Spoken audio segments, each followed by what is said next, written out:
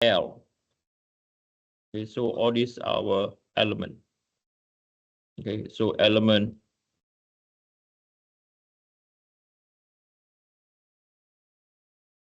So if you look at here, if I'm going to draw, so over here, this is my element I. Over here, this is our element what? Element J. Now I put it at the very end is because at the very end, this is where fracture will occur.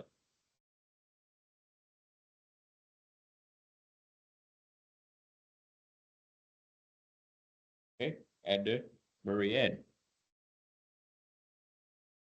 So we are going to see where failure will occur. Some of you might say this is very obvious, some is not, but it's okay. So we have element, I'm going to put in element I, J, K, and L. And due to the normal stress about Y, we know that this is equal to minus Py over A, right? And for element I, J, K, and L, it's all minus Py over A.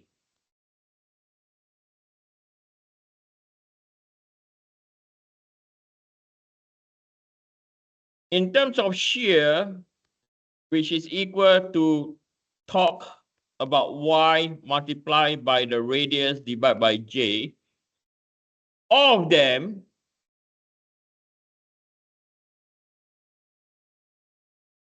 will have TYR over J because the radius is a constant.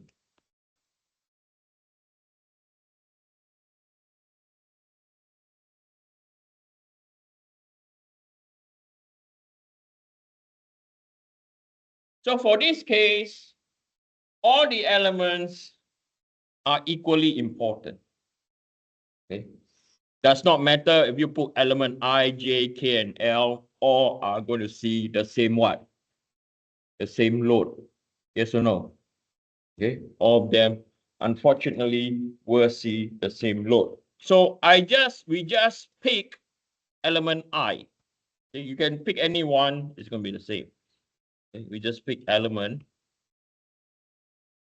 I. Okay, so when we pick element I,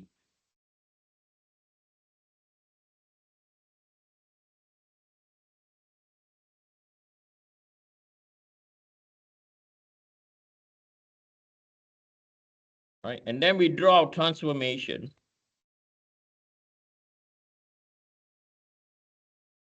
We are aware that over here, we are going to see a shear in the Y. I mean, a normal stress acting on Y. And then the shear, looking at how the top will react, this is the shear that you will get. Okay. So if this shear, what we will see is shear Y in the X is equal to shear X is equal to Y. That is our shearing stress already. Okay. So from here, we can sketch, or you can do either way. You can calculate your values, or you can sketch your 3D mold circle. So I will sketch the 3D mold circle first, knowing that this is X, this is Y, and this is Z. Okay. So when we sketch 3D mold circle,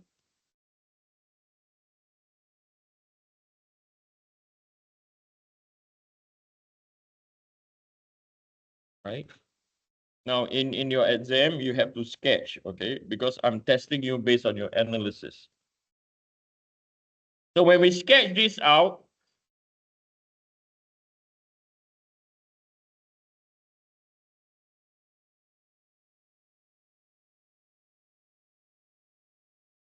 okay, when we sketch this out, so this is your normal stress, shearing stress, okay? And then we know that stress Y is in compression.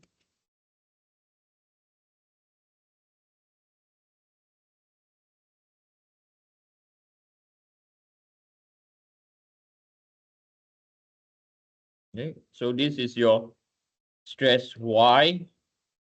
Over here is your stress X and your stress Z. Okay, and then we have our shear.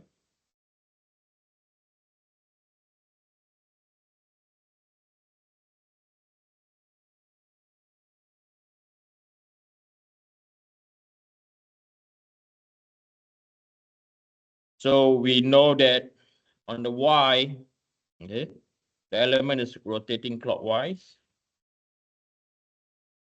So this is our X, and over here, this is our Z. Okay. So from here, we know that this is one of the stress average over here, right? Then we can start constructing our 3D Mohs circle. So we know one circle is here.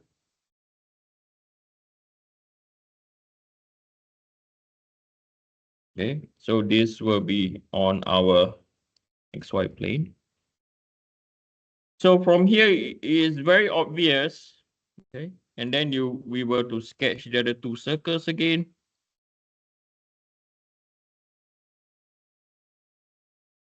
This is the other circle. Okay, and we have one more.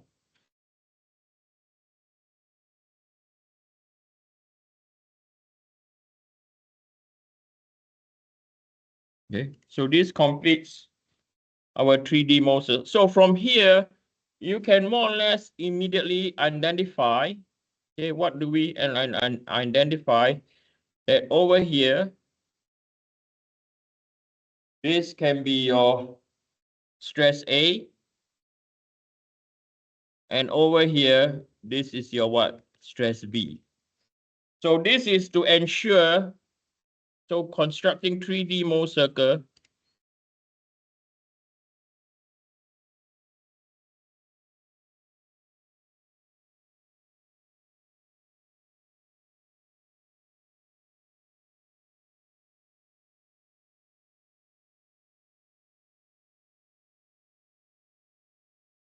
is to ensure that the largest circle is the largest circle has been what? Has been used to determine stress A and stress B. Okay, so you have to ensure that is the biggest circle for stress A and stress B. So from here, right? So the question, maybe we forget the question asked, what is the maximum torque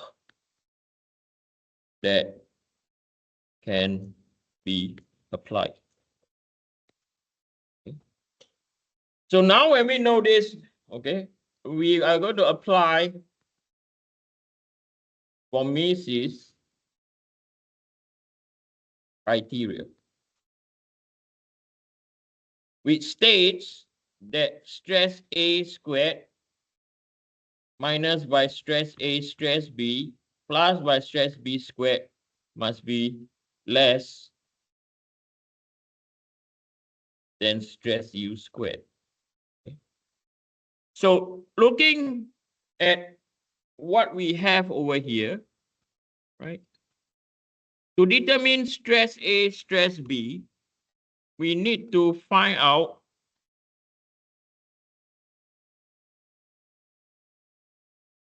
what is our stress average, and we also have to determine, okay,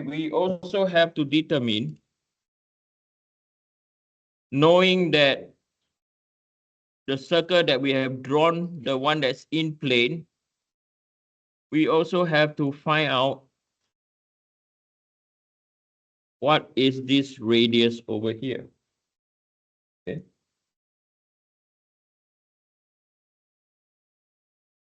Right? And we know that we are going to acquire the correct radius because it is what? It belongs to the largest circle. Okay, we are aware of that. So from here, in order to find stress A, B is equal to stress average, right? Plus or minus what? Plus or minus R. Okay. So we know that stress A and B are the principal stresses.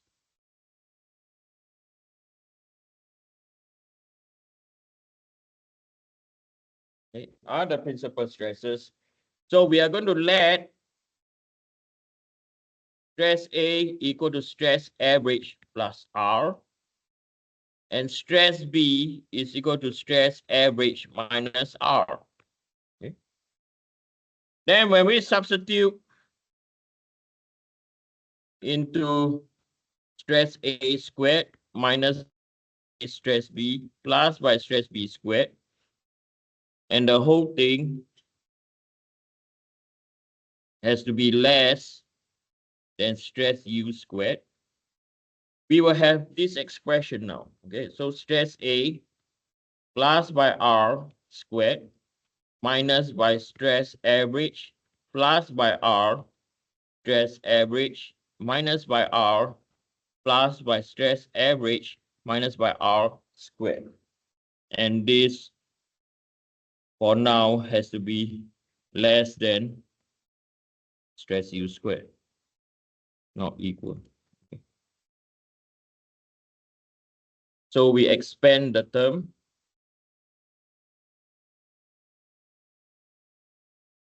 of stress average R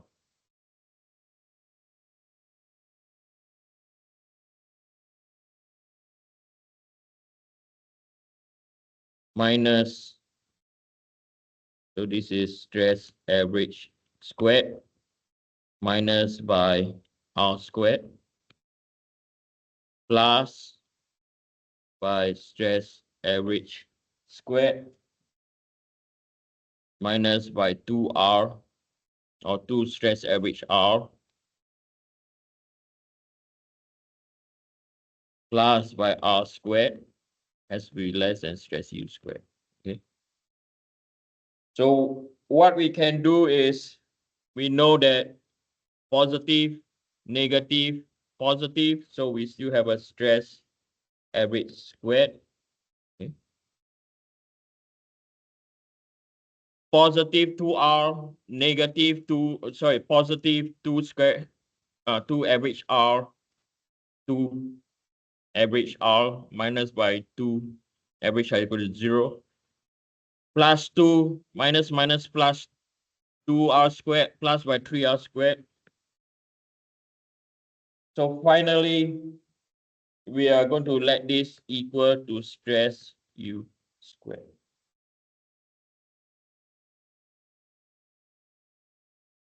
So now, what are we trying to calculate down here is we are going to calculate what is our required torque. Okay. So from here, we know that the radius, right? The radius is equal to stress U squared minus by stress average squared. And then we go to divide by 3. And this is going to be our square root over here. Okay.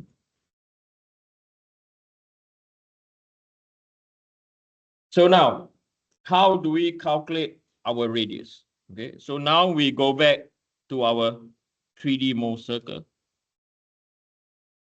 Okay, so I'm going to copy this whole thing.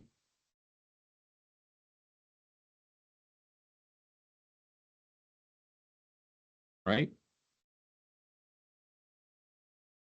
Now, this is constructed based on an element, right? We drew this out first, based on an element that look like this, right? We know that it has a normal stress and we have a shearing stress.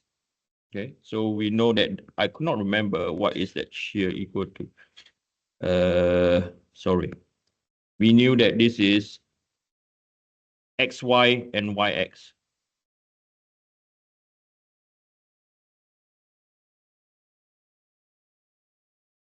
Right?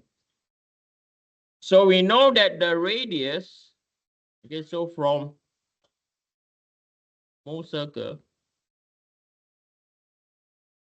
we know that the radius can be calculated from where? Stress average squared plus by shear xy squared. Okay? And then from here, we know that shear xy will be equal to what? Will be equal to the radius squared minus by stress average squared. Okay, I'm going to stop here. It's just a few more lines to write, and then we can complete this problem. Okay, I'll see you all tomorrow.